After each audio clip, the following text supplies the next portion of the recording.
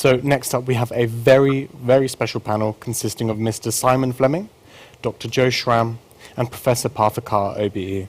They'll be exploring the how, why and who of speaking the truth to power and using your voice of privilege for good. Amazing, Hi. they're up on the screen. Indeed, look at this tech. Technology Perfect. works. Perfect. So yeah, can you guys all see us here on the live stage? Yes, thank you. Fantastic. How are you all doing today? Very well. Really good. Fantastic. Thank you. Yep, good. So you're the warm-up act for tonight. Oh, is something going on tonight? I'm not sure, Jo. I'm not sure. Okay. You'll tell me later, right?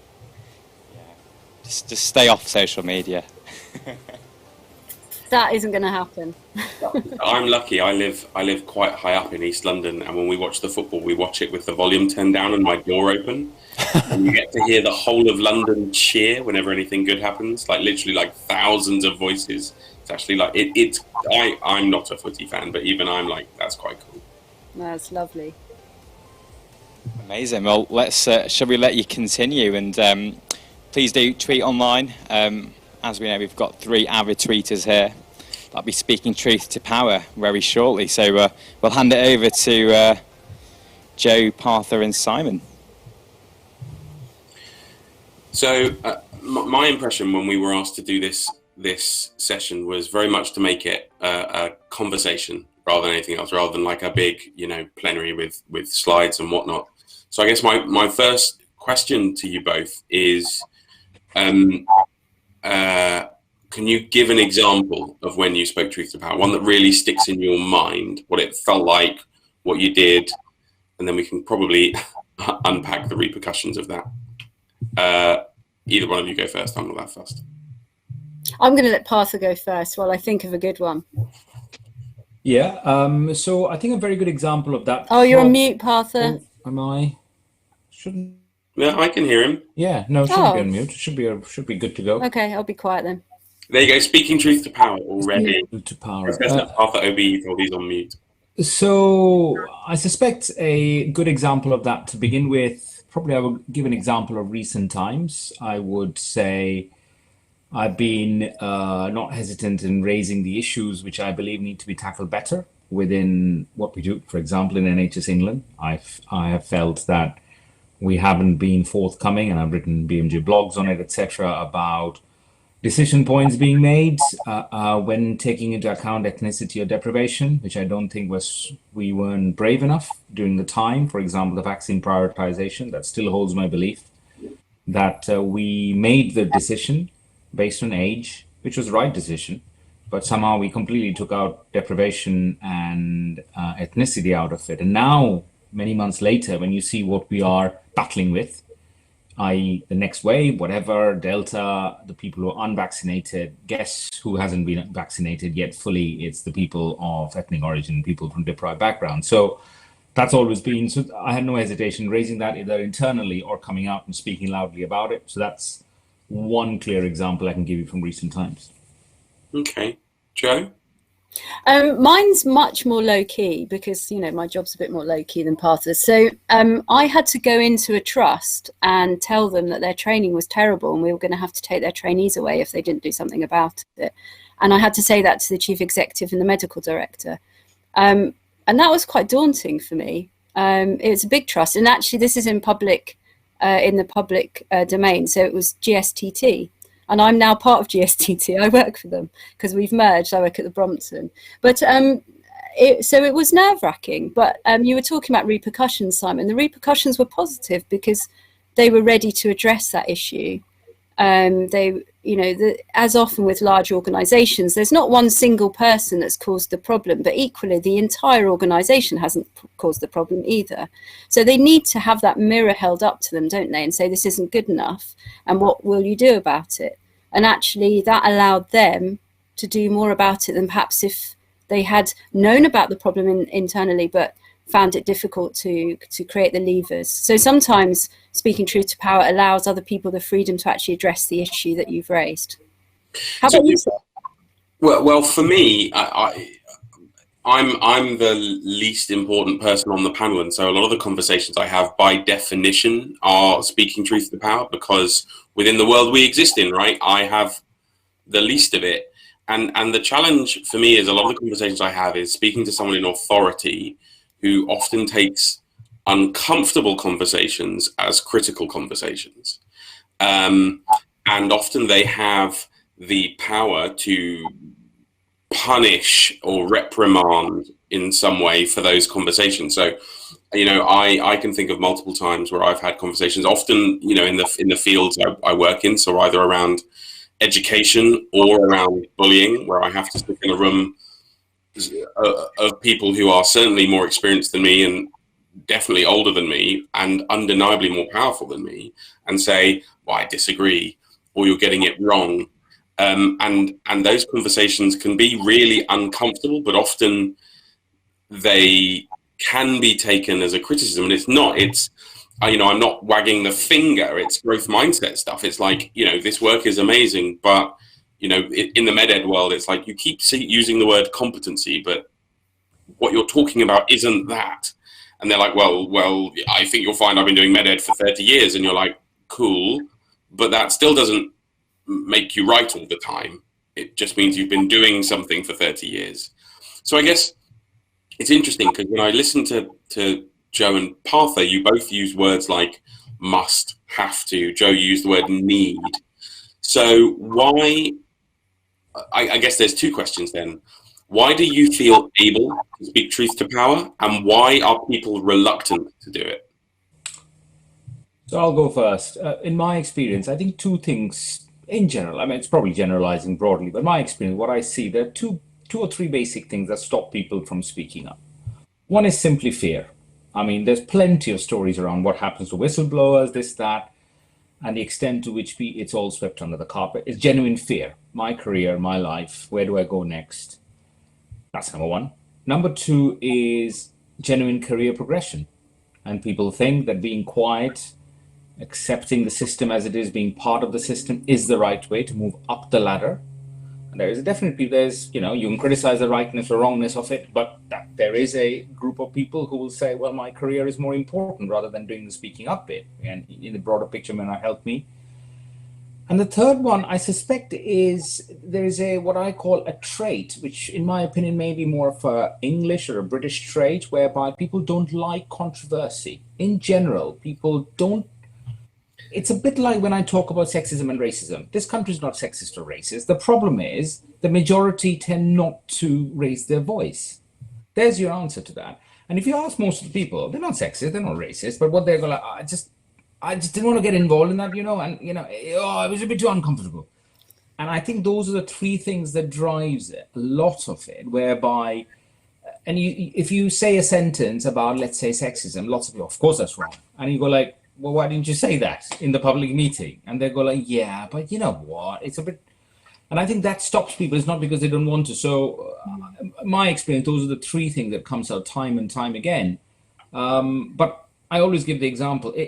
People fear, understandably so, but there's a line to hold as to where you stand up for yourself and where you go. It's a bit like, and I'll finish with this so Jo can give her views. It's a bit like if you want to criticize your chief exec of your trust, there are many ways of doing it. All right.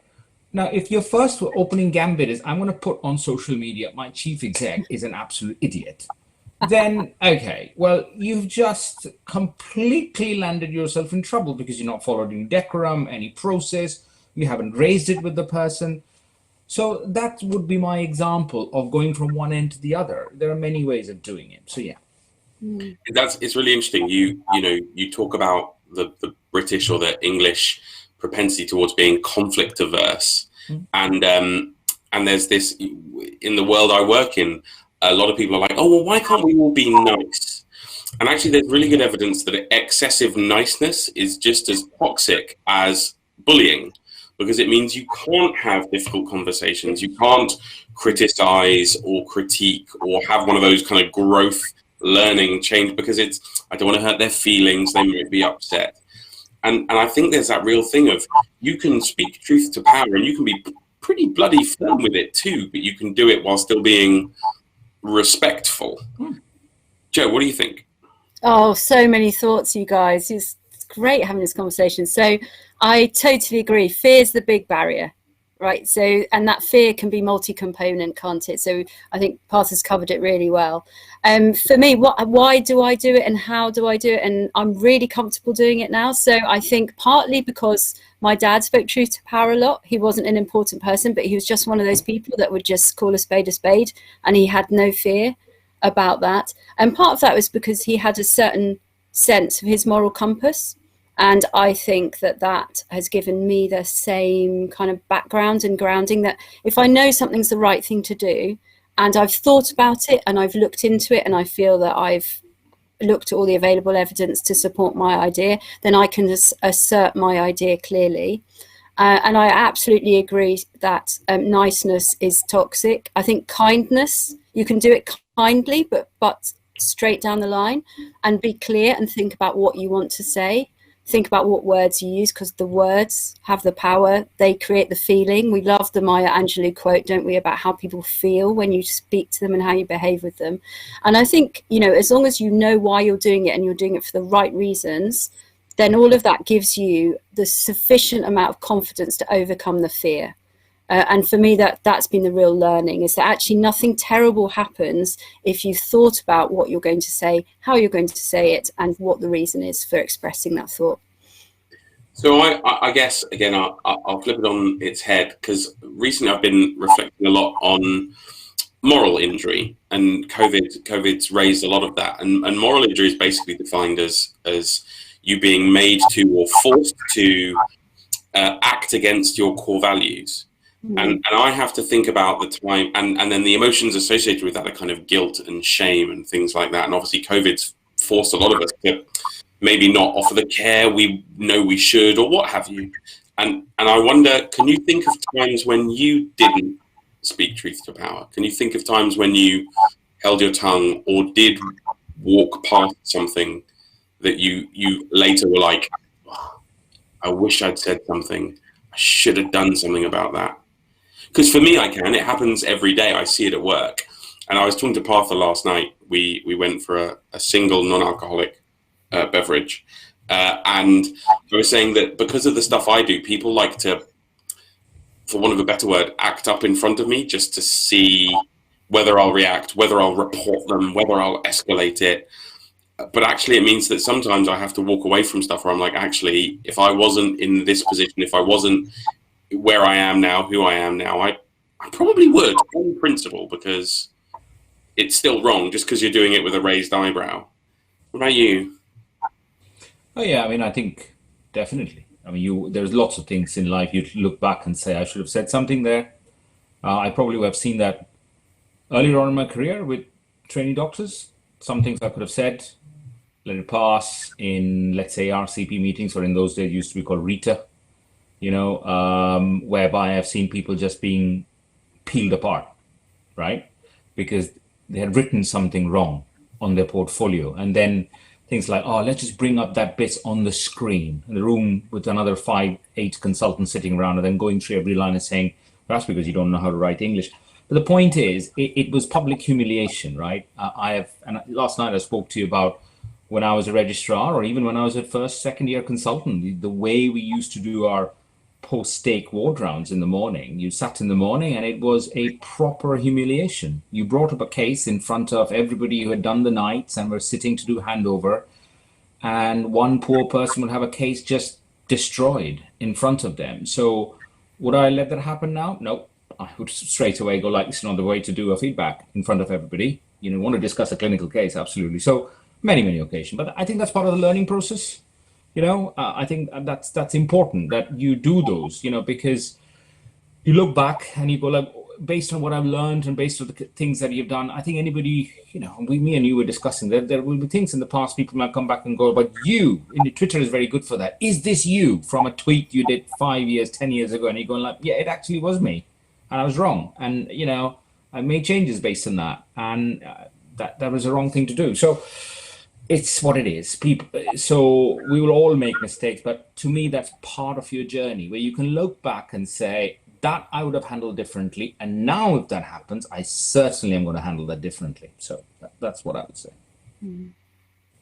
Yeah, I think one always lives with regrets and mistakes, and they're one of the most common ones, aren't they, Simon? So they don't just happen to you because, you know, that's part of your persona, as it were. It's because actually you observe them and you notice them, and it's your reflection that you should have done something. Now that's other people would be oblivious to it in the first place. So in a way, once you have that sense that there's an injustice or there's something going on that isn't correct, one has to consider how to tackle it. I think for me, I'm sometimes paralyzed with not knowing what it is I exactly want to say or what is the right thing to say. So like I said earlier, when I've had time to plan, it's much easier. When it happens and I'm like, wow, where did that come from?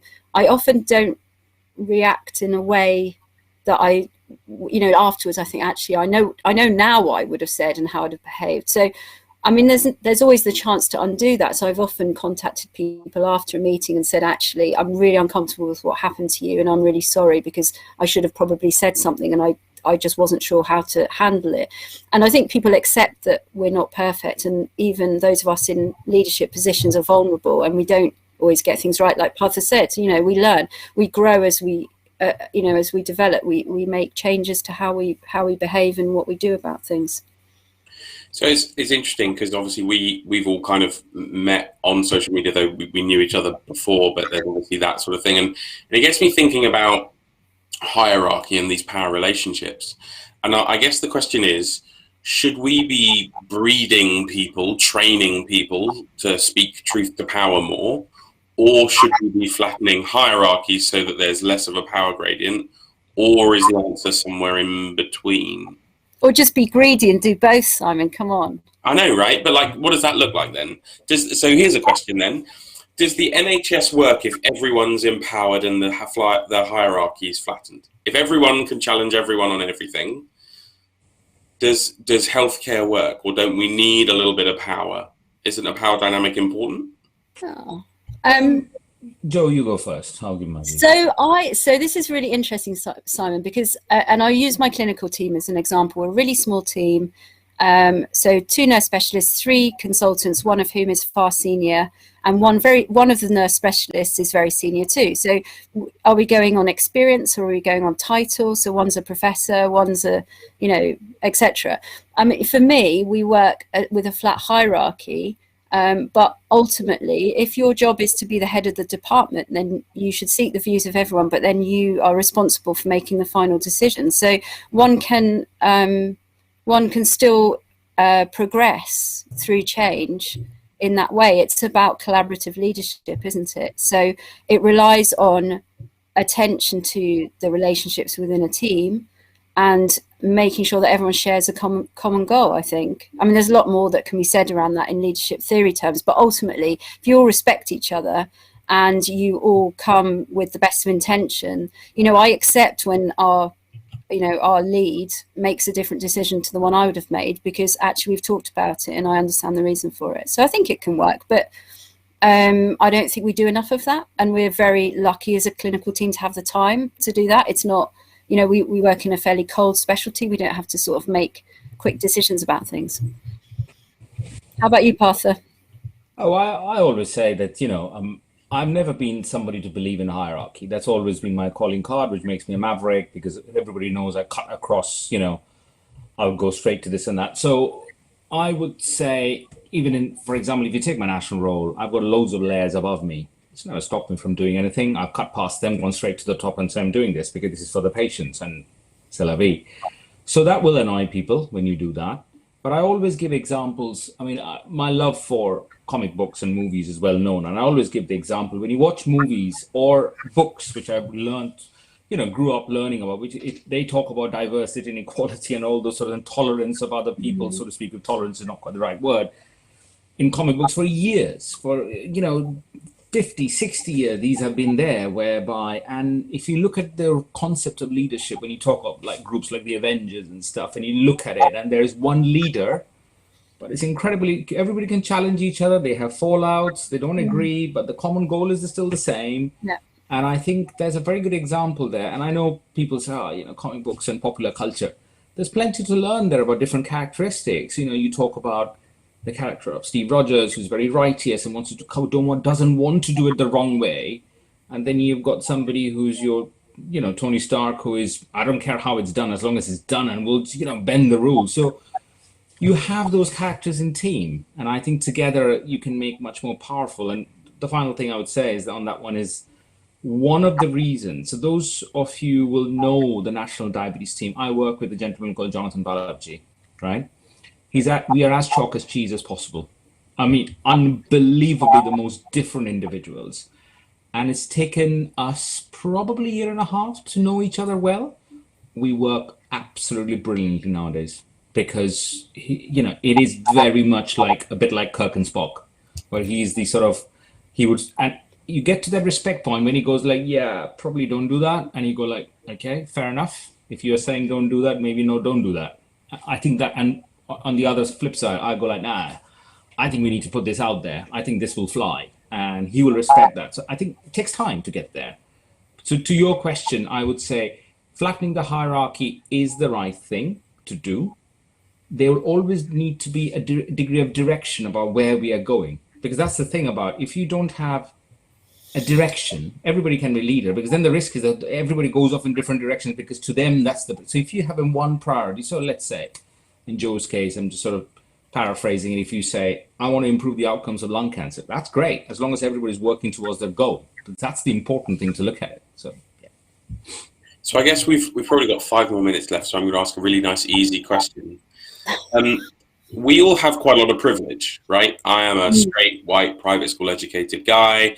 You all have your own power bases and privileges that allow you to do what you do, how you do it. But when we started this conversation, we started talking about fear. People are afraid to speak up. And most of that fear comes because either they can be punished or they can have something taken away from them, whether it's autonomy or power or salary or their job or their whatever. So how do we help? How do we change things? How do we empower others to speak up? Because we do it, but we have made that choice, paid that price, and have certain privileges that protect us in a way that maybe others don't. So how do we help other people speak truth to power? Shall I go first, Joe? Go for it. Please do. So I'll give you one quick example for want of time, and I'll basically say what the NHS, and I'll specifically say the NHS, is very good, inverted commas, at doing is pigeonholing people who are trying to do something different. When you're a trainee or when you're in your junior doctor year, so to speak, the basic line is when you try and do something different is like, okay, stop doing all of that. You're doing a bit too much. Then you become a consultant, and the line is, well, whatever you did when you were a junior was okay, but now you're part of the team, so just calm down now. And then when you breach past it and do something big, they go like, they tell everybody else, well, actually, they're very different, they're very special, so you really can't be like them. So you're always pigeonholed out. And it's very difficult to be a role model when you're always that one person out. So I think the role of people like us turns around to say, which is what I do with a lot of people who come from an ethnic background, because I get lots of emails and stuff saying, and I always say, let's have a chat. All right, we'll give you some tips. Tell me where you're getting stuck. And as I said, the example of, if you want to go flying off straight off and say things, there are different ways of doing it. But to give the confidence, as you said about privilege, but at the same time, I'm somebody who doesn't have a base, so to speak, in this country. I came here, started off just like many, many other people, did my sort of grid, and here I am. So it's possible. And I don't think it's just about the fact that you can just speak confidently and that's it. And that's what I'll finish with, because I met somebody who said, oh, well, it's because you speak very eloquently. Okay, they need to see me when I was in school and college. I was one of the most shy person. I used to not be able to speak, and I was really...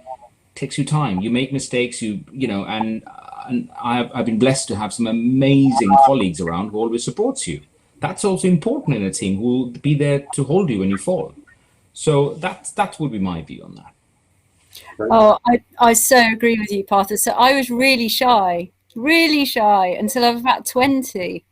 And whenever I tell people that they always nearly fall off of their chair, because I'm absolutely not anymore. But I really, really struggled to make points and to speak up about anything, let alone speaking up to power. So I think practice is important. I think being brave, it's easier to be brave about things you feel really strongly about. And I love this paradigm that is talked about a lot in leadership about who-ness versus whatness. So your whatness is like, I'm a dean or I'm a CEO, and your who-ness is actually what matters to you. So fairness matters to me, equality matters to me, and those are the things that will stay. Whatever, you know, once we retire, we won't have any of these roles, so it's irrelevant in a way. What matters, what should matter most, is your who-ness, and then actually it's much easier. And then finally, I would say, your question actually, Simon, was how do we help other people? So you sort of went towards a kind of more mentorship and advice and coaching, but I was always encouraged by the concept of sponsorship, which my previous boss, Geeta Menon, who's a dean, used to say, I like to sponsor people, it's sponsorship. And she would literally go up to people in front of me and say, this is Jo, you have to talk to her, she's amazing, this is what she really likes to do, and she needs to be involved in your work. And then she'd walk off, and I'd be like, hi. So I think sponsorship is what you can do actively if you want to do something, is to actually, when you believe in someone, introduce them to people and say, you should really talk to this person. And I've really taken that practice from her, and I would recommend it to anybody. I think that's a really good way of thinking about things, and certainly it's a lot of the experiences I had when I was more junior and more young, is those couple of mentors that back you, sponsor you. They've, like Partha said, they've got your back. Like you said, they kind of put you in front of someone and go, this is Simon, he's very good at this, but he wants to know more about that, and then they would leave. And I guess part of it is all of us. And if we'd had more time, I'd have probably asked you how it feels when you're the one on the receiving end. Like, how does it feel when someone comes to you and goes, let me tell you how wrong you are, and I'll tell you why. But part of it for me is encouraging as many people as I work with to have a growth mindset, and to understand that there's nothing wrong with making mistakes. And there's nothing wrong with having an uncomfortable conversation where you are either on the receiving end or telling someone, look, I just think there's a way that we could do this better or differently, and I'd like to be a part of that. I think that's our time. Partha, Jo, thank you very, very much for this chat. I feel like we could talk for maybe another hour or two. Easy. But seeing as it's poor form to run over at a conference, thank you very much. Thanks, Simon. Thanks. Thank you.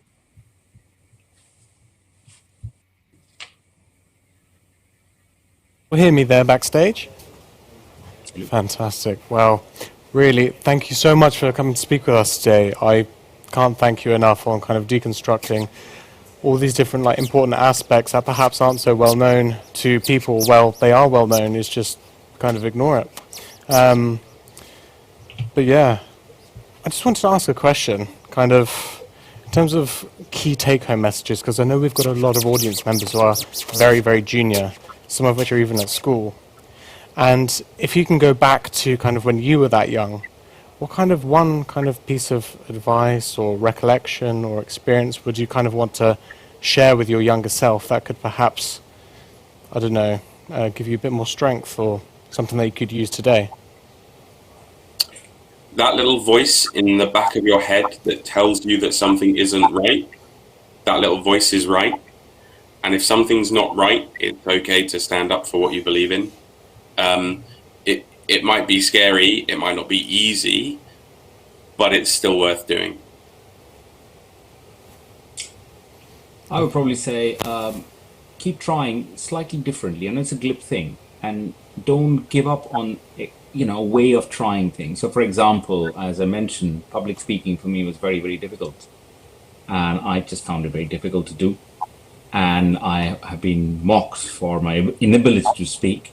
And then you kept trying. You kept trying different ways, different techniques, learn things. And I think that applies to everything I've done in life. So I think you've got to keep to things sometimes, and as tough as it is, as they say, you don't fail, when you stumble. You fail when you give up. And I think that's quite an important thing. Is that, and it's easier said than done, appreciably. But yeah, that would be my tip. I think my younger self did all right. I don't think I need to talk to my younger self. I think everything kind of happens for a reason. And I don't need to talk to my younger self because I've got 3 kids, so I'm spending my whole time talking to them about this stuff. And I think that by inspiring them to speak truth to power, that makes me really as happy as anything I do at work. And they do, mainly to me, but also at school and things. And I think if you practice young, I mean, they'll probably be in charge of us by the time they're our age, to be honest, guys. So, you know, be nice. That's what I'm saying. Wow, no, really fantastic. I've got a friend in Canada, and she's got 2 boys. And she, every morning at breakfast, and I've witnessed this, goes, you know, have a good day at school, and just remember, how am I going to use my privilege to make the world a better place today? And, like, that's their breakfast message. You're like, okay. We have that, plus smash the patriarchy, but yeah. I've got that on a T-shirt. No, thank you so much for your advice. I'm sure that many of our members will take that, and hopefully that will stay with them for the rest of their career.